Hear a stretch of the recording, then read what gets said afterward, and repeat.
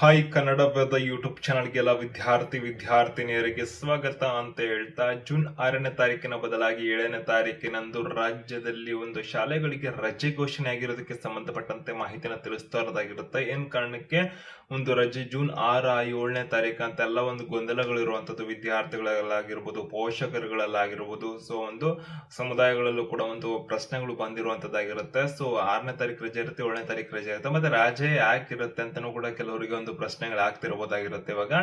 So ರಾಜ್ಯದಲ್ಲಿ ಒಂದು ರಜೆ ಘೋಷಣೆ ಆಗಿರೋದಕ್ಕೆ ಸಂಬಂಧಪಟ್ಟಂತೆ ಅಪ್ಡೇಟ್ಸ್, ಇನ್ಫಾರ್ಮೇಶನ್, ಹೆಚ್ಚಿಗೆ ಮಾಹಿತಿನ ಈ ವಿಡಿಯೋದಲ್ಲಿ ತಿಳ್ಕೊಂತೀರಾ.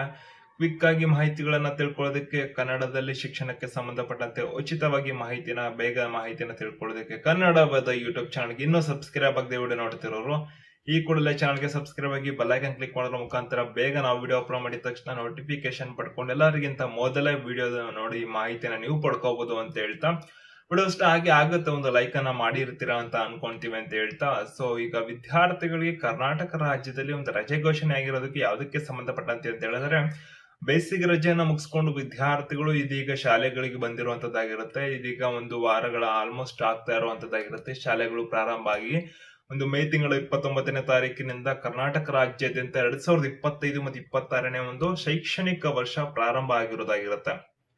ಇದೀಗ ಮತ್ತೆ ರಜೆಗಳ ಒಂದು ಸುದ್ದಿಗಳು ಬರ್ತಿರೋದ್ರಿಂದ ವಿದ್ಯಾರ್ಥಿಗಳಿಗೆ ಖುಷಿ ಆಗುತ್ತೆ.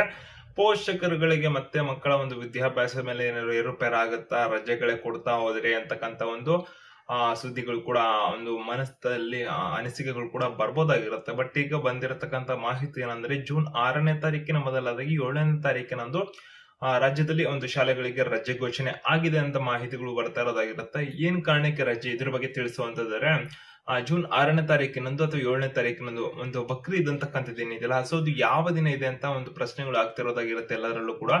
ಕ್ಯಾಲೆಂಡರ್ ಗಳಲ್ಲಿ 7ನೇ ತಾರೀಕು ಅಂತ ಮೆನ್ಷನ್ ಆಗಿದ್ರೆ, ಒಂದು 6ನೇ ತಾರೀಕು ಅಂತ ಗೂಗಲ್ ಗಳಲ್ಲಿ ಕೆಲವೊಂದ್ ಕಡೆ 6 ಮತ್ತು 7ನೇ ತಾರೀಕು ಅಂತ ತೋರಿಸ್ತಾ ಇರೋದಾಗಿರುತ್ತೆ. ಜೂನ್ 6 ಮತ್ತು 7 ಅಂತ.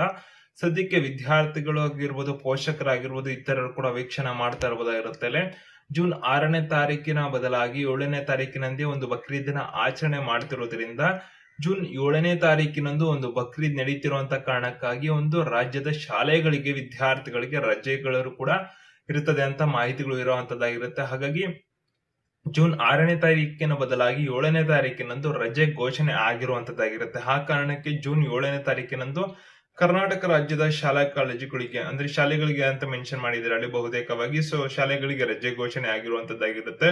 ಕಾಲೇಜುಗಳಿಗೆ ಸಂಬಂಧಪಟ್ಟಂತೆ ಯಾವುದೇ ಅಪ್ಡೇಟ್ ಬಂದಿಲ್ಲ. ಕಾಲೇಜುಗಳಲ್ಲಿ ನಿಮ್ಗೆ ಮಾಹಿತಿಗಳನ್ನು ಹೆಚ್ಚಿಗಾಗಿ ಕೊಡ್ತಾರೆ. ಒಟ್ಟಿನಲ್ಲಿ ವಿದ್ಯಾರ್ಥಿಗಳಿಗೆ ಕರ್ನಾಟಕ ರಾಜ್ಯದಲ್ಲಿ ಜೂನ್ 6ನೇ ತಾರೀಕಿನ ಬದಲಾಗಿ 7ನೇ ತಾರೀಕಿನಂದು ಒಂದು ರಜೆಗಳು ಘೋಷಣೆ ಆಗಿದ್ದಾವೆ. ವಿದ್ಯಾರ್ಥಿಗಳಂದ್ರೆ ಬಕ್ರೀದ್ ಹಬ್ಬಕ್ಕೆ ರಜೆಗಳು ಇರುತ್ತೆ ವಿದ್ಯಾರ್ಥಿಗಳಿಗೆ. ಜೂನ್ 7ನೇ ತಾರೀಕಿನಂದು ಶನಿವಾರದಂದು ರಜೆ ಇರುತ್ತೆ. ಶುಕ್ರವಾರ ಜೂನ್ 6ನೇ ತಾರೀಕಿನಿದೆಯಲ್ಲ ಅವತ್ತು ಇರೋದಿಲ್ಲ. ಸೊ ಅವತ್ತು ಶಾಲೆಗಳು ಎಂದಿನಂತೆ ಇರ್ತದೆ. ಜೂನ್ 7ನೇ ತಾರೀಕಿನಂದು ರಜೆ ಇರ್ತದೆ ವಿದ್ಯಾರ್ಥಿಗಳಿಗೆ ಅಂತ ಮಾಹಿತಿ ಇರೋದಾಗಿರುತ್ತೆ. ಹೆಚ್ಚಿಗೆ ಅಪ್ಡೇಟ್ಸ್, ಇನ್ಫಾರ್ಮೇಶನ್ ಗೆ ಚಾನಲ್ಗೆ ಸಬ್ಸ್ಕ್ರೈಬ್ ಆಗಿ ಬೆಲ್ ಐಕಾನ್ ಕ್ಲಿಕ್ ಮಾಡಿ. ನಿಮ್ಮೆಲ್ಲ ಸ್ನೇಹಿತರಿಗೆ ಮಾರಿದ ವಿಡಿಯೋನ ಶೇರ್ ಮಾಡಿ ಮಾಹಿತಿನ ತಲುಪಿಸಿ.